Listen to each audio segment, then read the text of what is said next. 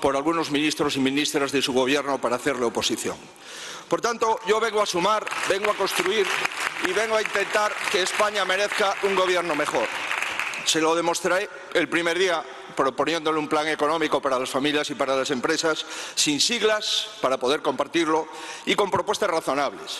Y no lo digo yo, lo han dicho figuras importantes del Partido Socialista, lo han dicho también y lo hemos firmado en parte en la conferencia de presidentes que hemos celebrado en la isla de La Palma. Quizás el error fue mío. Viendo cómo se relacionan las ministras del Gobierno a través de carta, debí haberle mandado un burofax. Pero lo cierto y verdad es que viendo el deterioro de la empresa pública Correos, probablemente ni el burofax usted había atendido. Señoría, vuelvo a intentarlo. Creo que merece la pena hacer un plan anticrisis que funcione.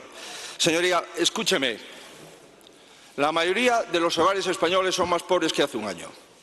Y la Hacienda Pública Española ha recaudado 13.000 millones de euros más en los primeros 4 meses frente a los 4 meses del ejercicio anterior. Y esto, en términos anuales, supone que hemos recaudado 4.000 millones más de lo que teníamos previsto recaudar todo el año. Devolvamos ese dinero a las familias, señoría. Devolvemos esos dineros a las rentas medias y bajas. Bajemos el impuesto del IVA al 5% en el gas y en la electricidad y en los carburantes. Señoría, hagamos un plan que realmente mejore a las familias. Por último, señor Sánchez, usted está recaudando, y la Hacienda Pública Española, más que nunca. Usted y su gobierno tienen más fondos europeos que nunca. Además, ha cometido 24 subidas de impuestos. Señoría, ¿por qué nos endeuda usted 210 millones de euros más de deuda pública cada día? ¿Por qué nos endeuda usted 1.400 millones de euros más cada semana? Señoría, esta mañana se ha intentado colocar 8.000 millones de euros en el Tesoro. Ya estamos pagando la prima de riesgo a 250 puntos. La prima de riesgo más alta desde verano del 2014. Señoría, creo que sería razonable pactar.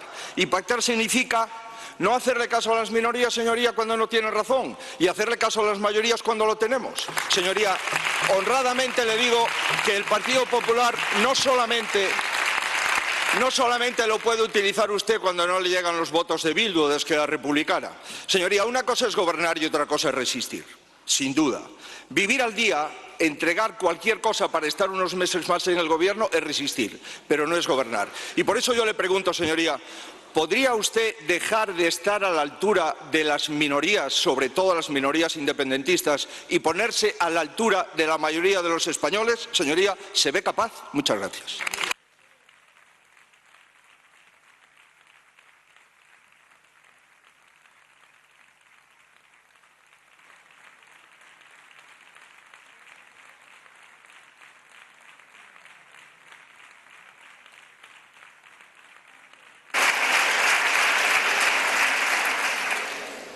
Tiene la palabra el señor presidente del Gobierno. Muchas gracias, señor presidente. Señoría, bienvenido al Senado. Es verdad que durante estos últimos 2 años hemos venido trabajando en el seno de la Conferencia de Presidentes del Gobierno de España y los distintos presidentes autonómicos para responder al desafío, tanto económico, social como sanitario de la pandemia. Creo que el resultado ha sido fructífero, positivo, y me gustaría que pudiéramos extenderlo ahora que usted se va a dedicar a la política nacional, porque créame, señoría, que ese ha sido siempre el ánimo del Gobierno de España, tratar de trabajar para construir el máximo de los consensos, la mayor de la unidad. Lo hemos hecho con los presidentes y presidentas autonómicos en esas conferencias de presidentes, 20 conferencias de presidentes a lo largo de esta legislatura. Lo hemos hecho también, señoría, con los agentes sociales. Hemos llegado a 14 acuerdos con los agentes sociales, empresarios, sindicatos, tan importantes para el día a día de nuestros conciudadanos como una reforma laboral que está aumentando la contratación indefinida. Por ejemplo, también la revalorización de las pensiones conforme al IPC, resolver la infrafinanciación en la que ustedes lo habían dejado al Sistema Nacional de Dependencia y un largo etcétera. Y también hemos llegado a acuerdos, porque les recuerdo, este es un gobierno que tiene una, digamos, minoría parlamentaria de 155 escaños. Para llegar a 176 necesitamos, pues evidentemente, forjar acuerdos con otras fuerzas políticas. Hemos llegado a acuerdos con todas las fuerzas políticas, lógicamente, salvo la ultraderecha y ustedes. Por eso, mi primera petición, con todos los respetos, señoría, sería que ustedes hicieran una oposición de Estado y hicieran también una oposición útil. También le diré que por ahora tenemos que basarnos en sus declaraciones más que en los hechos, porque una cosa es lo que dice y otra cosa es lo que hace. Y usted, a lo largo de estos 2 meses, como líder de la oposición, ha tenido algunas declaraciones un tanto, en fin, desconcertantes. Vamos a dejarlo ahí. Ha habido una que me ha llamado mucho la atención. Usted ha venido a decir algo así como que el Partido Popular será útil cuando gane. Y este es el problema, señoría, cuando ustedes están en la oposición. Porque es una forma completamente distinta de entender la oposición cuando ustedes están en ella o cuando estamos nosotros. Cuando hemos estado nosotros en la oposición, señoría, hemos firmado un pacto de Estado contra el terrorismo. Hemos firmado un pacto contra la violencia machista. Señor Feijóo, escúcheme bien, violencia de género, no violencia intrafamiliar. Hemos también, señoría, firmado pactos que han sido buenos para el conjunto de los ciudadanos. Y por eso, señoría, le respondo a su pregunta de que el Gobierno de España lo que ha hecho siempre, primero con la pandemia y en segundo lugar ahora con la guerra, es tratar siempre de proteger a las familias y a las empresas. Lo hicimos con los ICO, lo hemos hecho con los ERTE, lo hemos hecho con la prestación para los trabajadores autónomos directa, lo hemos hecho con el escudo social, lo hemos hecho también con los fondos europeos, lo hemos hecho, señoría, con el ingreso mínimo vital, ahora lo estamos haciendo con la respuesta a las consecuencias económicas y sociales de la guerra, dentro de muy poco también fijando un tope al precio de la electricidad. Esto es lo que hemos estado haciendo, señoría. El Gobierno lo que ha estado haciendo es trabajar sin descanso para proteger a las familias y a las empresas y, reconozcámoslo, ustedes lo único que han hecho ha sido estorbar a lo largo de estos años de legislatura. Señoría, este es un gobierno que ante una guerra y ante una pandemia ha protegido a las familias y a las empresas. Y hacemos otra cosa también bien importante. Porque yo a usted y al Partido Popular, que ya llevo unos cuantos años, en fin, pues sufriéndole, si me permite usted la expresión, desde la oposición, ustedes, bueno, pues nos dan siempre lecciones de constitucionalismo. Este es un gobierno que cumple con la Constitución. Y le quiero decir una cosa. Y preguntar una cosa, silencio, por favor, señorías. Señor, ¿está usted dispuesto o no a cumplir con la Constitución y renovar los órganos constitucionales?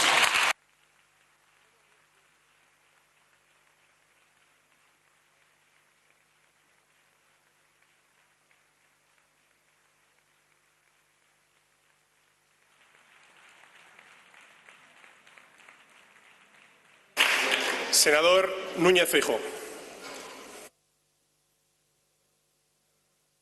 Señor Sánchez, no se preocupe usted, esto es una oposición de Estado. El problema que tiene usted es que no tiene socios de Estado y ese es el principal problema de su mandato y de su legislatura.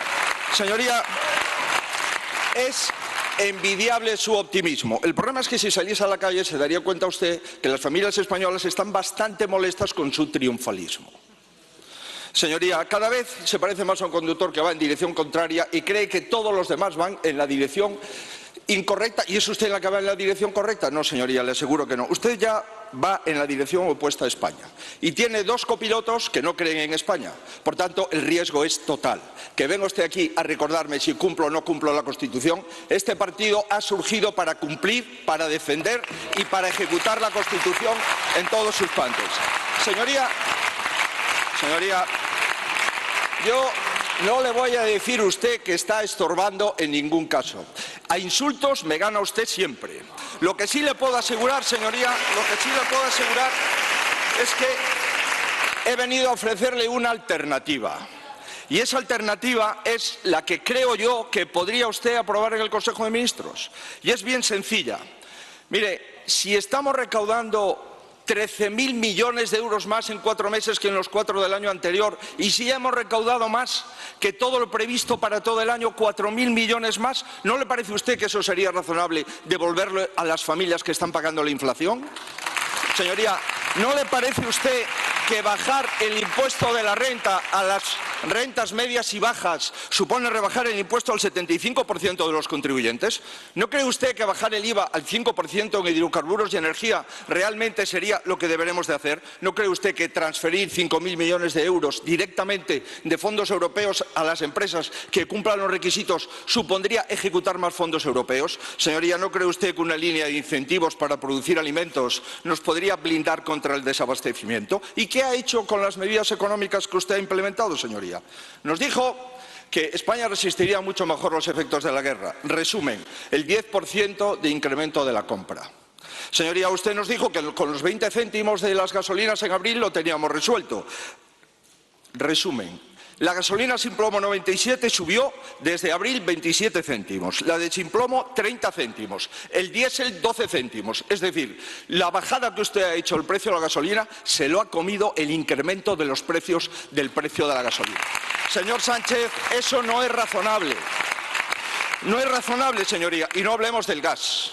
Un Real Decreto, medidas urgentes, y no sabemos nada sobre el gas. No sabemos si es un Real Decreto gaseoso o realmente existe. Lo que sí le puedo asegurar es, ¿está autorizado por Bruselas, señoría? ¿Cuánto va a bajar la factura a los ciudadanos? ¿Le va a subir a unos y le va a bajar a otros? ¿Usted puede asegurar, señoría, que no vamos a incentivar el ahorro de los consumidores franceses, portugueses y marroquíes? Señor Sánchez, se lo digo con toda cordialidad.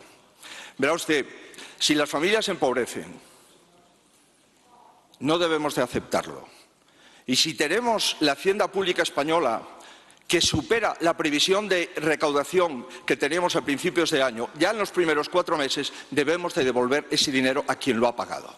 Señoría, veo que en los consejos de ministros en estos 2 meses que disfruto para servir a mi país, veo que algunas veces ustedes insultan, no sé exactamente por qué, pero también he visto una carpeta de una vicepresidenta del Gobierno hablar de las elecciones andaluzas y del efecto Feijóo.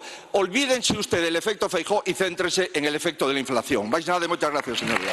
De la Moncloa yo le ofrecí entonces 11 acuerdos. 11 acuerdos que van, por ejemplo, en la línea de cumplir con la Constitución. Ustedes dan lecciones de cumplimiento de la Constitución, pero no cumplen la Constitución. Llevan 3 años bloqueando la renovación de los órganos constitucionales.